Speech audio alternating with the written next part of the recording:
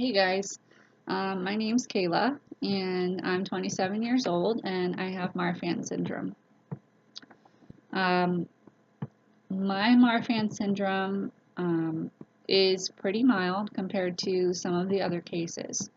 I am the first one in my family who has Marfan's. Both my parents were tested and they came out negative.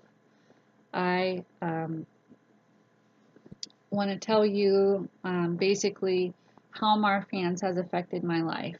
It's affected my life in about three major ways. So the first way that Marfan's, of course, has affected my life and probably most people's lives is, of course, my physical um, effects. So, of course, I am 107 pounds, which is the most I've weighed my entire life. And I only gained that 7 pounds this year. Well, 6 pounds. I've been like 100, 101 since I was 14.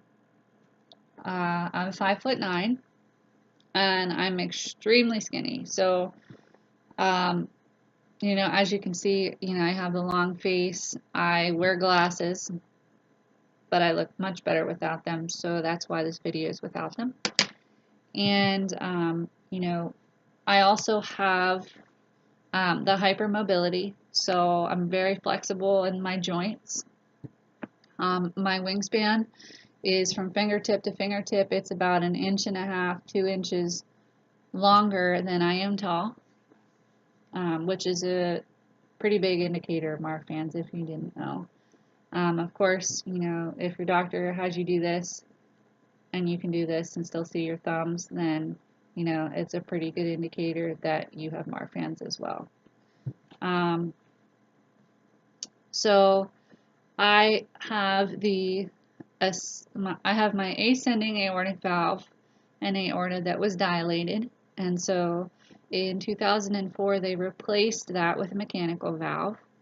And 6 months before that, I had my spine fused because I got scoliosis really bad after I had quit a 7.5 year stint on taking ballet. So when I became inactive and I wasn't using those muscles anymore, that connective tissue kind of laxed really bad and let my spine really take a curve. And it was a triple thoracic curve, and so my spine is fused from top to bottom. The only thing that's not fused is my tailbone and my neck. So another thing physically is my teeth are crowded. I have really small teeth, and my gums always show when I smile really big, and that really bothers me, honestly, but hey, that's who I am. The second biggest way that Marfan's has affected my life is mentally and emotionally, because you grow up different and you don't know why people pick on you, because you think, well, I try to be pretty and I try to look nice and people still pick on you. I think people just look for a reason to say negative things because they're not confident about themselves. But you know what? It's much harder to get past when you're a child. It's not so bad when you're an adult. However, if I didn't have a good support system when I was growing up and I didn't have friends that stood up for me, I probably wouldn't have made it very far. So, I always got teased for being really skinny. In high school, the girls would like spread rumors that I was anorexic or bulimic, and I was never either. In fact, I was extremely protective over my food, and I could probably down twice as much food as they did. So, definitely emotionally when it comes to being teased, like even these days as an adult, I still get, I work in the medical field, and you'd think that like your coworkers being nurses and doctors wouldn't make snarky comments like, you really need to eat. Don't you eat? Things like that. What people don't understand is that just because I'm skinny doesn't mean that it's okay to put me down like that. You know, uh, people who are overweight tend to hear that stuff in the distance or not hear it at all because people don't say it to their face. They say it behind their backs. Like you don't walk up to someone who's overweight and say, "Did you ever think about putting that cheeseburger down?" No. I mean, seriously, who can say that, So people don't realize that when they're, asking you or insinuating that you don't eat or that you're unhealthy, just because you're skinny, that it's okay, and it's not. And, sometimes I don't even tell people that I have a condition. But truthfully, I have just gotten to the point, and I don't tell them because then you get the, oh my God, I'm so sorry. Sometimes I think about telling people I just have leukemia because really then they'd really feel crappy about themselves and they'd never do it again. But that would be a lie, and I don't support lies. So I just look them in the face and I tell them the truth. Actually, I eat a lot and that kind of hurts my feelings, but the reason I'm so thin is because I have Marfan Syndrome. And it's actually impossible for me to, put on an excess amount of weight. So, unfortunately, this is how I'm going to be the rest of my life. I'd be happy to explain more to you at a later time if you'd like to learn more about it. And that pretty much puts an end to it at that point from those people. But of course, every day somebody says something else. The other part of the emotional thing is that it's been really difficult, mostly difficult because, I had goals growing up. I felt like I always knew that I wanted to be a parent. I always wanted to get married and have a baby of my own and, just raise a good family. And the realization of someone having Marfan's, being a Marfan's patient is knowing that A, your kid has a 50% chance of having Marfan's too, and B, the complications that could come of pregnancy. So, talk it over with your doctor if you want to have kids and you're a Marfan's patient, especially if you're a female Marfan's patient, because there's a lot of things that you need to know, and there's a lot of things that your cardiologist could go over with your partner. And if you don't have a partner and you're doing it on your own, definitely take your support system, because if, the chance is always possible, but if it does happen and you die during childbirth, you're going to need somebody there who's going to take over, parenting your kid. And you're definitely going to need a good support system, because if you've had your valve replaced, it's going to be difficult because you're going to need to take blood thinners, and you're going to have to titrate with different medications to avoid different complications during pregnancy. So, mentally it's a big deal, especially since I'm still single and I'm 27. I pushed myself to find somebody that could look past and see past all of my basically the things that I don't feel confident about in my body, and look past the fact that, I do have health problems and they could be complicated later on in life. And so, I just kind of cycled through all these different guys growing up, and, I went through a relationship that was like 5 years long, and I think I stayed in this toxic relationship in the hopes that I wouldn't have to explain my condition to anybody else. And so definitely something that's hard on you mentally. as a young adult because you're at the time where all your friends are having kids, and it's simple. It seems so simple because people can go out and get pregnant and do it like on the fly and not even have a plan, not even be planning to get pregnant, and they have a perfectly healthy kid and it's fine.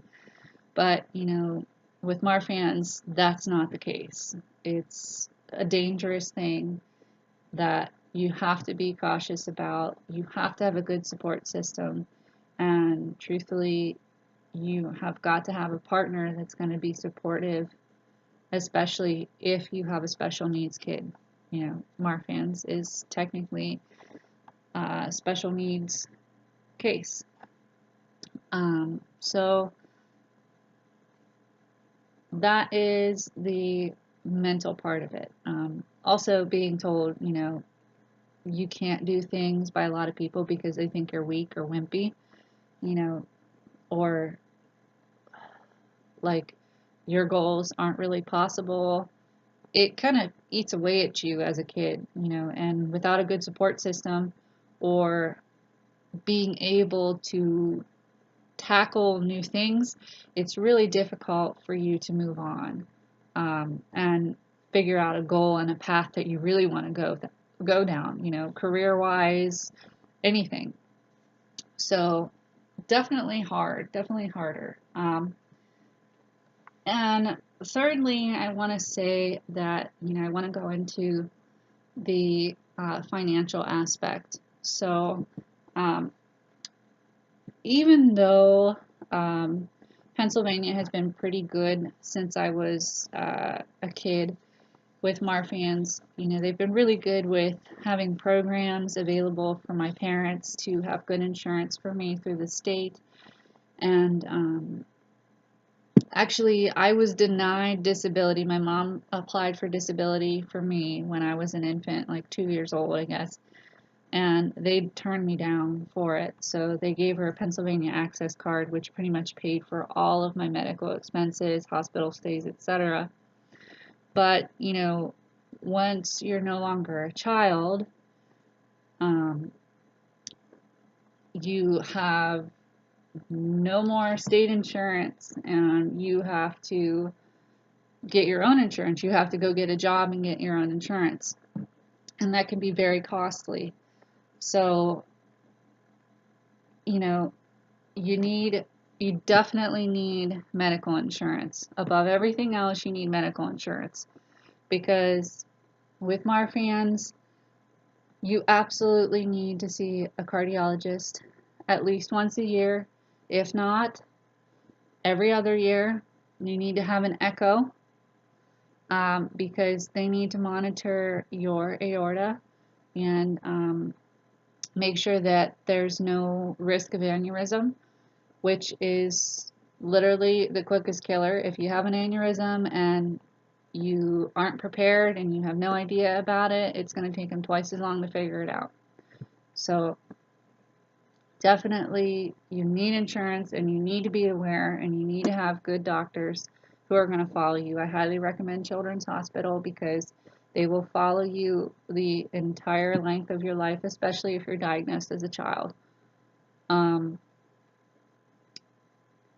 But insurance is costly, and if you work in a small town and there's not really a lot of jobs and you don't go to school and you don't better educate yourself into something like a technical trade that you can do that pays better money and offers better insurance, you're not going to be able to afford good insurance.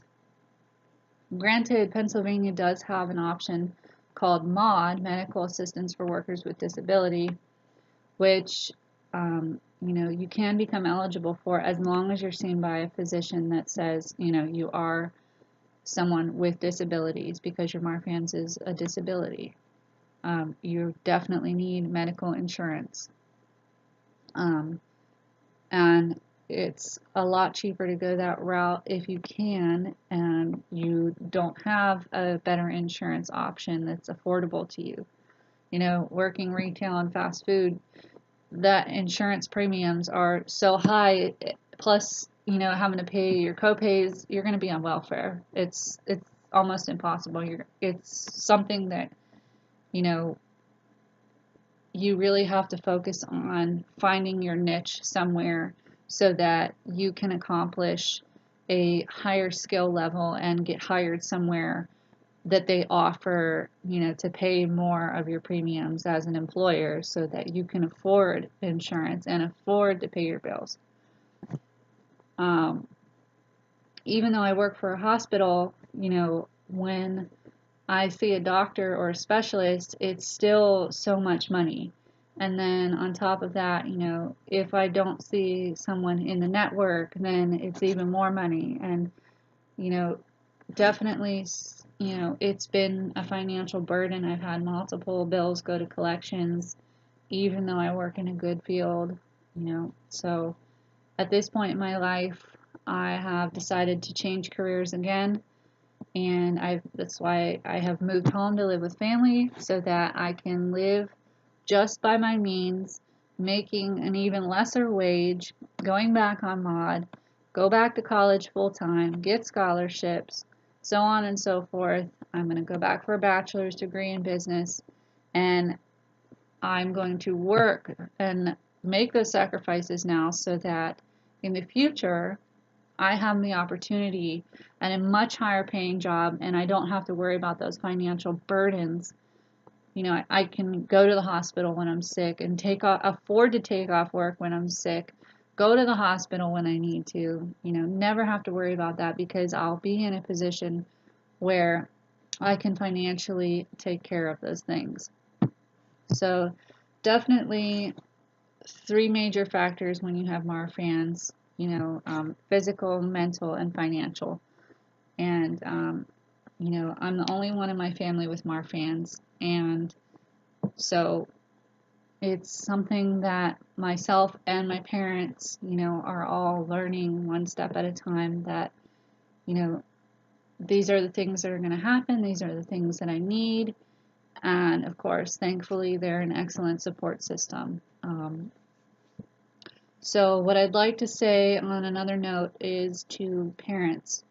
For you parents out there who have found out that your kids or your child has Marfans or your spouse has Marfans, I want to let you know that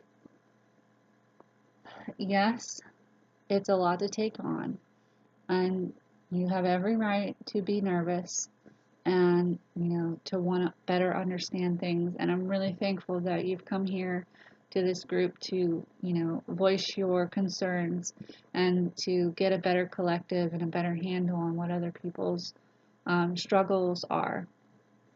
And I want to tell you that first and foremost, do your research, and secondly, never give up ever on your kids' goals, on your spouse's goals, on your goals. You're going to want to shelter your children or shelter your spouse. You're going to want to, you're going to be nervous, and you're going to want to say, you know what, I don't think that's a good idea. I don't want you lifting that. I don't want you, playing those sports or being that active or lifting weights and going to the gym or doing anything that could possibly cause harm because I'm afraid that it might make it worse, so on and so forth. Work with them, be supportive, let them know what, the risks are. Go over the risks together with the cardiologist, with your doctors, and come to a collaborative, medium.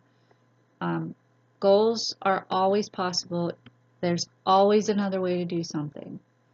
And, as a Marfan's patient, even when I was a kid, as an adult even, it makes a world of difference when the people that are closest to you believe that you can do something, believe that you have it in you, that you are strong, even if you look wimpy, that you're tougher than you look.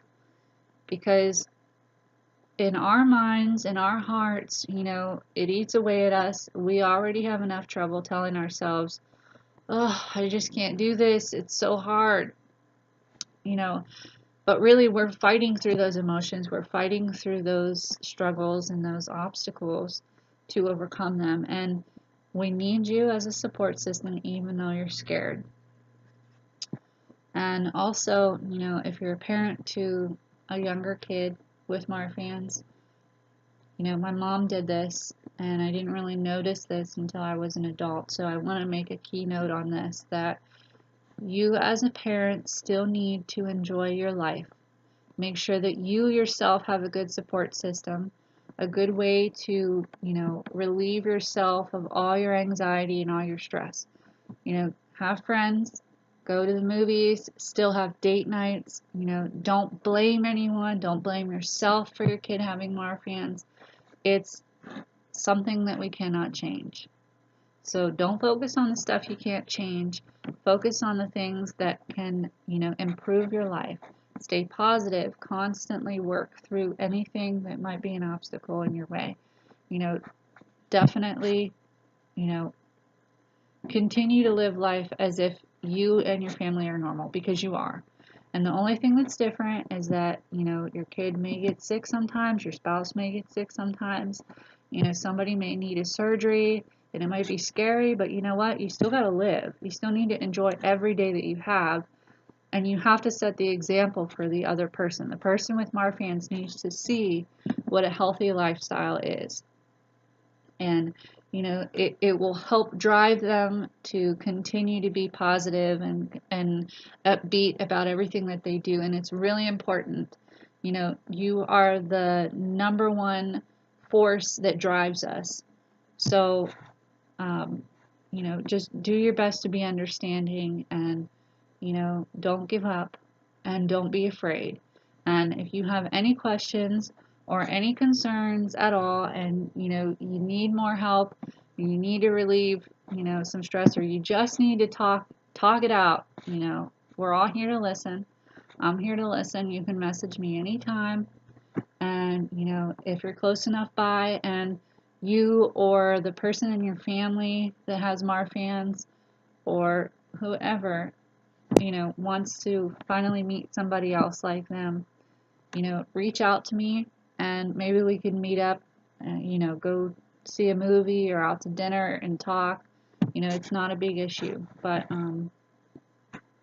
yeah, definitely, that is pretty much it. You know, these are my struggles, and these are the obstacles that I overcome every day. And you know, I definitely plan on continuing my education, and at some point in my life I'll be a parent, whether I adopt or have a kid on my own.